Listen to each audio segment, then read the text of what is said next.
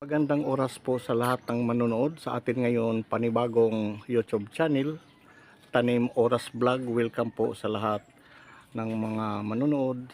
Ang atin ngayon makikita ay tungkol sa mga varieties or mga pananim na kung paano tumubo o iba-ibang difference nga nabubuhay sa ating pagtatanim.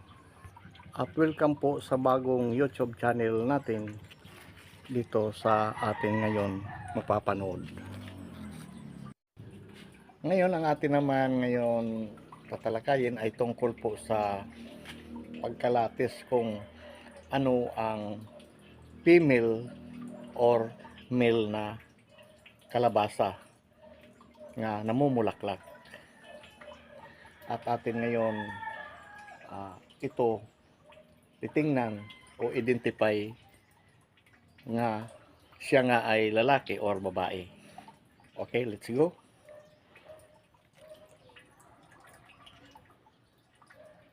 Dito sa isang puno na kalabasa nga napopollinate nga varieties ay hanap tayo ng female or male na flowers. Alam na natin pag female nagbubunga, pag ang lalaki hindi nagbubunga pero may nakausli. Wow. So dito unahin natin ito ang male na flowers sa kalabasa. Sa ano nito, sa categories, pag nagbubunga siya, ito ang kanyang sinusuklob or sabi tinatats, ipasok doon sa female ng bulaklak na kalabasa. So ngayon, pag may bunga katulad nito, hahanap tayo dito. Ayan yung female.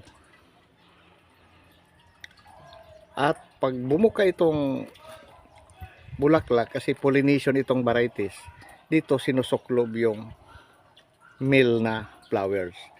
So mayroon siya dito katabi.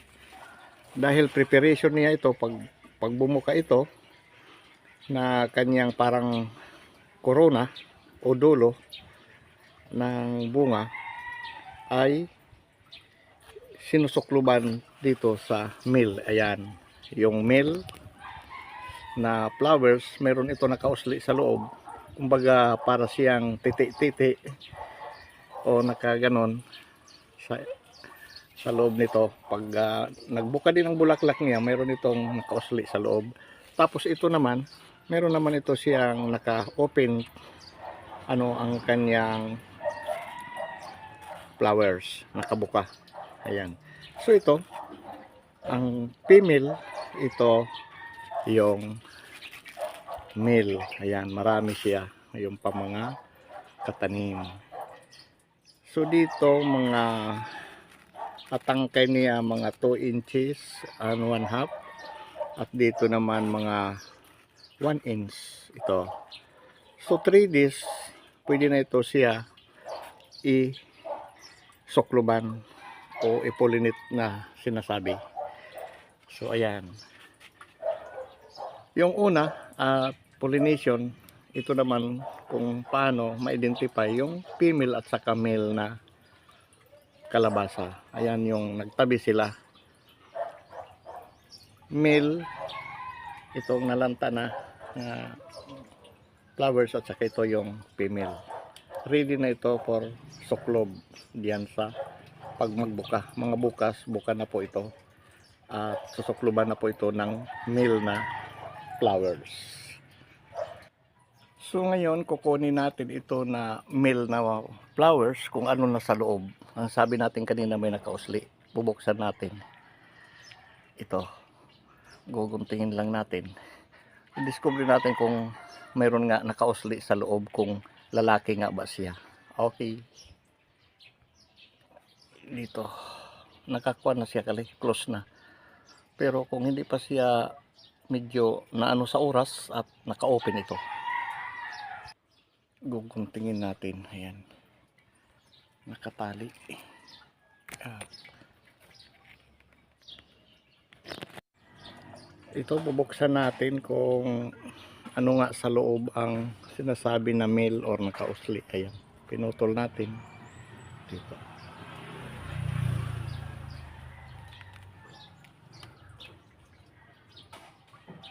Ayan na po mga katanim, mayroon nga siyang nakausli. Ayan, ito yung lalaki or male na flower. Ayan siya.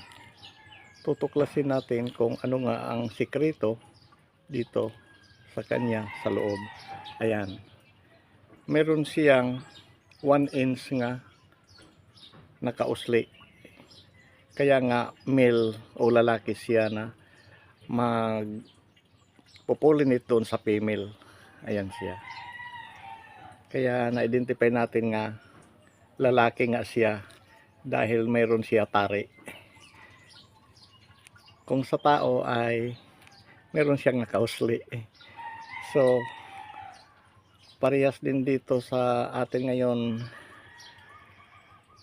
na kita, na discover nga mayroon din siya sa loob. Ayan, mga 1 inch siguro ang kanyang usli. Ito yung pinapasuklob sa female. So puntahan natin sa una, nakapulinit na tayo kung paano isuklob. So ito yung female na atin ngayon na nakita. So ito yung nakausli, male, female. Pag bumuka ito yung magtatats na nakausli, isusuklob siya. Ganun. Sa una, di ba, sinuklob natin pag ganun siya. Ayan. Pero pag bumuka ito, saka ito ipasok itong male na flowers ng kalabasa. Ayan siya, yung para siyang may mga pulbos. Ayan, yung dulo. Yung makikita natin, ayan yung nagpapalaki doon. Kumbaga yung nagkakaroon ng energy para lumaki yung bunga. Ganito. Ayan siya. Yun ang kanyang seedling or varieties na ano ang tawag dito, yung sandata para lumaki ang kanyang bunga. Ayan.